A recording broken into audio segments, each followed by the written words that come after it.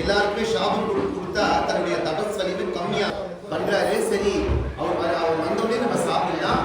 துவாதசி நாடி ஆயுட்சை என்ன பண்றாரு, தீர்த்தத்தை எடுத்துக்கிறாரு. யாரு? அமரேஷ் மகாராஜா. தீர்த்தத்தை எடுத்தோடனே அங்க இருந்து துர்வாசருக்கு தெரிஞ்சிருக்கு, இவர் வந்து தீர்த்தம் எடுத்தாரு. விரதத்தை இவ்வளவு வருஷமா பண்ணக்கூடிய விரதத்தையும் விடக்கூடாது, பெரியவங்களும் மரியாதை கொடுக்கணும். என்ன பண்றாரு, கோச்சின்னு அங்க இருந்து ஒரு கிருத்தின்னு ஒரு பிசாசு ஏற்படுத்துறாரு. ஒரு பிசாசு யாரு? துர்வாசர். பெரிய பிசாசு, பயங்கரமான ரத்த காட்டியது.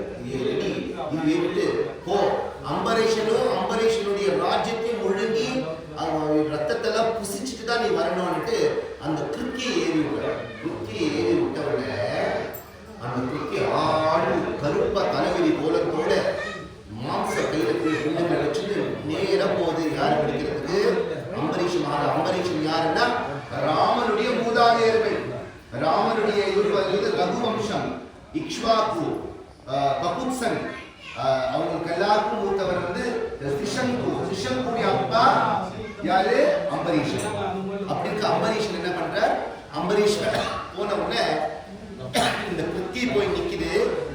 ஆனா அம்பரீஷனுடைய வாசலை காத்து யாருன்னா சக்கரத்தாழ்வார். பெருமானுடைய அடியார்கள் யார் யார் இருக்கிறாங்களோ அவங்க வீட்டுக்கெல்லாம் காவல் யாருன்னா பகவான். ஆழ்வார் சொல்றார், தீர் பொழிகின்ற செஞ்சுடராடி சக்கரத்தின் கோயில் பொறியாடி ஒற்றுண்டு நின்று குடிக்குடியாட் செய்கின்றோம்.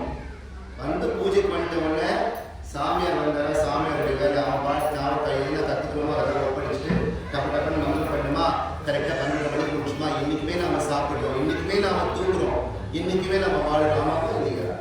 ஒரு நாள் ஆழ்வாருக்காக ஒரு 10 நிமிஷம் நம்ம லேட் ஆயிடுச்சுன்னா நம்மளுடைய சப்பரிகள் நம்ம குறைஞ்சு போறது இல்லை, பெருகும். நம்மளுடைய கர்ம வினை தீரும், நல்லது நடக்கும்.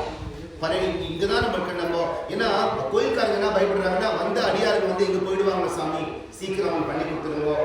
ஏன்னா பாகவதர் நிக்க மாட்டாங்க, அடியாருவோ வந்துடுறாங்க